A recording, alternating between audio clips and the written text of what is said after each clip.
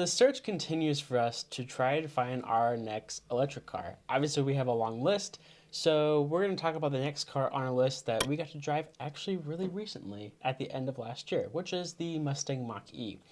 We're specifically looking, though, for the premium all-wheel drive extended range.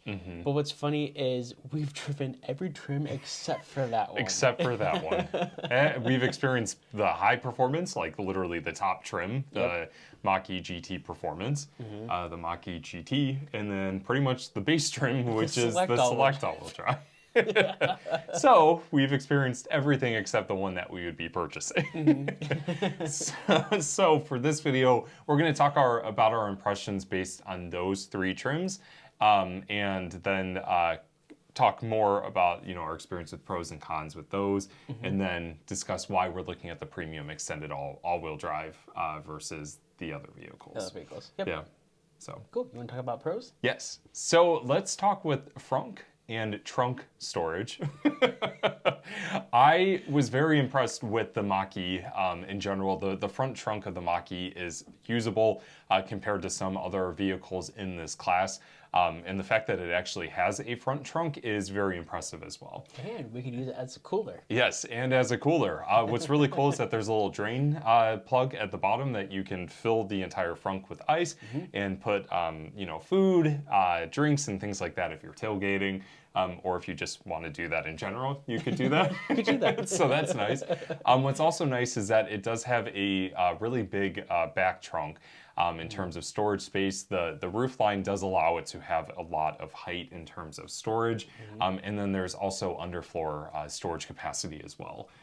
So I was pretty impressed with it. Not to mention the storage cubbies throughout the vehicle. There's a lot of door pockets for your water bottles, lots of cup holders for passengers to utilize. So just a lot of overall good storage, which would benefit us as we cross the country, especially with dogs and their dog food. We talked about putting their dog food in the frunk, but we could probably make it happen. Yeah, we could. Yeah, I think it'll close. In the bag. We won't open it and put it in we're not going to have it open. We're not going to have it all over the front, of course. Yes. So what's our next pro on the list? So our next pro is the build quality. This is actually something where actually kind of surprised me, to be honest. I've had a bunch of Mustangs growing up, so I'm kind of used to Fords and their quality. My family has had other Mustangs, not other Mustangs, but other Ford products as well. From the 90s, early 2000s, that wasn't Ford's best time, to be honest. But even the Select that we drove, I was shocked at how the door was nice and heavy. All the materials, like the Active X seating, the seats were extremely nice. I was very impressed with the seats. All the materials are soft touch. The steering wheel was really nice. Like everything was just, even for the Select, like the base model, it was still really, really nice. Yeah, and I was impressed with the fact that the Select does come with a leatherette trim. I think it's leatherette. I don't think it's actual animal leather, which is really impressive for that price range. So I was pretty impressed with just what the base trim offers. And then obviously with us test driving the upper trims, you get, into like the sports seats, you get more into like the performance oriented, aspects of what the Mustang is. So yeah, I was pretty impressed with that as well. Yeah. The GT seats were our favorite though. Yes. Those were hands down our favorite seats. Those were so comfortable. Yeah. Nice. If I could get the performance edition of the Mach-E GT with the GT seats, yes, that would be the dream. That would be the dream. That would be it. That would be it. Mike, if we can make that happen, Mike Levine and Jim Farley, if we can make that happen, that'd be awesome. Yes, yeah. Like pick and select like what we want.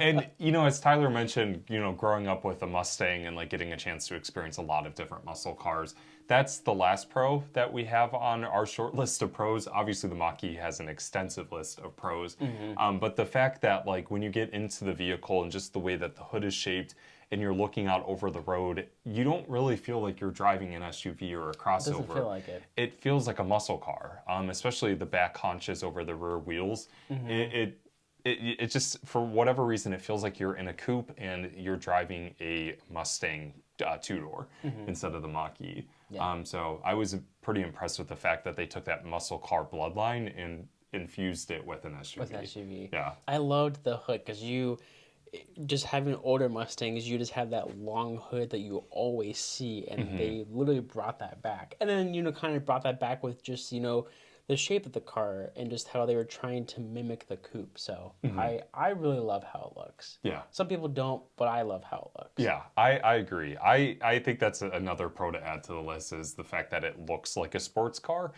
but it's a SUV crossover. I think that Ford did a great job with making it look like a muscle car. Oh yeah, Yeah. definitely. So now on to our cons, and the first one is based on price as well as trim levels. The thing is that as we're cross shopping a lot of different electric vehicles, especially like the Ioniq 5 and the Kia EV6, the Mustang Mach-E is a little bit more expensive in terms of what you get for the price, especially when it comes to battery pack options and range. There is I will say there is a Mustang Mach-E for everybody. Oh, they, yeah. they have it from the entry level select all the way up to the GT Performance Edition. So you really can get a vehicle that works with you. But the thing is that if we are looking to cross shop like an Ioniq 5 rear wheel drive that gets over 300 miles, we would have to get the California Route 1 Mustang Mach-E, which is over, I believe, $55,000. Yep. So, or I believe it starts at 52,000 for the rear wheel drive, and then all wheel drive is around 55,000. So, based on comparable vehicles, the Mach-E is a little bit more expensive. Yes, you do get the tax credit, but that's just one con that we're realizing as we're shopping. And then the other thing is availability. That's a big thing. Yes. Not really sure how other manufacturers are able to produce vehicles in such a mass like Hyundai and Kia are currently, but Ford has been hit very hard with the Mustang Mach-E chip shortage. In fact, one of the local dealerships here stated that they won't have another car until 2023, and it's February 2022. Yep. So that's part of the reason why we're doing a video based on our previous test drives instead of one recently, because we can't find one. It's so hard. Yeah. It's so hard to find one around here. Yes, yeah, and there's used ones, but obviously when you get a used electric vehicle, you can't take advantage of the tax credit. So that's just kind of a downside at the moment when it comes to the Mach-E. Yeah. And then I would say this is another con, kinda-ish for us. It could be a pro, could be a con. I think it just depends on what car you're coming from. So one thing that we put on here was charging speeds are a little bit slower than, say, some of the newcomers like the Ioniq 5 or the EV6. However, the Mach-E charges a little bit faster than our ID4 and a lot faster than our Bolt. 3 times faster Three than times the Bolt. faster. Yes. Yeah. So, what's also nice too is it has plug and charge. So that's a big pro, is plug and charge with the EA. And we're going to be taking EA stations for pretty much the most part traveling out west. And plug and charge is great. But, I would say, if we're comparing it to like all these brand new newcomers that are coming out, for charging speeds, it is a little bit slower, but it's still really good. Yeah, It's still really good. I mean, charging at a Green 6 or 150 kilowatts max is very impressive, especially when you're coming from vehicles like the Bolt. That just being able to charge faster than that is just, that's a win in my opinion. Yeah. But the thing with the Mach-E is that like it is a vehicle that is very impressive. It's winning awards left and right. It's a vehicle that we are highly considering because we are impressed with how the Mustang Mach-E handles, as well as what the value brings to the driver and to the owner.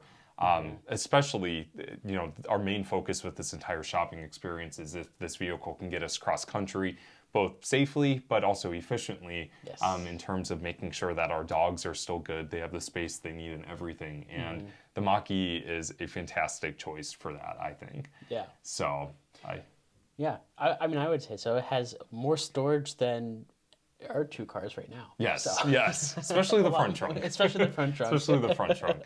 But to wrap up this video, since the last video I talked about research, do you want to talk about the research we've done and the videos we've watched?